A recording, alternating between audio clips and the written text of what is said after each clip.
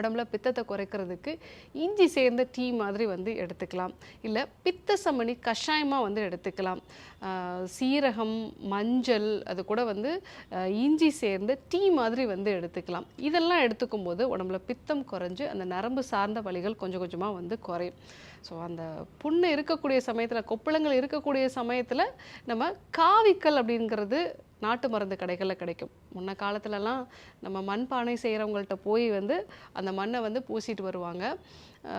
அது உடலுக்கு நல்ல குளிர்ச்சியை கொடுக்கும். அது முக்கியமாக அந்த புண்களில் இருக்கக்கூடிய எரிச்சலை வந்து குறைக்கும். ஸோ இப்போல்லாம் நமக்கு அதுக்கான வாய்ப்புகள் வந்து ரொம்ப கம்மியாக இருக்குது.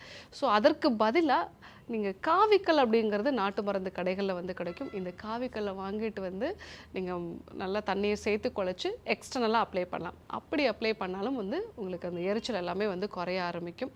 ஸோ உள்ளுக்கும் சில மருந்துகள், குங்குலிய புஷ்பம் மாதிரியான மருந்துகளும் நம்ம வந்து எடுத்துக்கலாம். ஸோ அக்கி அதனால் உண்டாகக்கூடிய வலி அப்படிங்கிறது தீவிரம் ரொம்ப அதிகமாக இருக்கும். சரியாக தூக்கமே வந்து இருக்காது.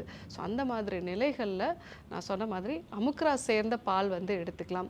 சீரகம், அத்திப்பட்டை தூள், ஏலக்காய் சேர்ந்த டீ மாதிரி வந்து எடுத்துக்கலாம். குங்குலிய புஷ்பம் எடுத்துக்கலாம். பித்த சமனி சிரப் வந்து எடுத்துக்கலாம்.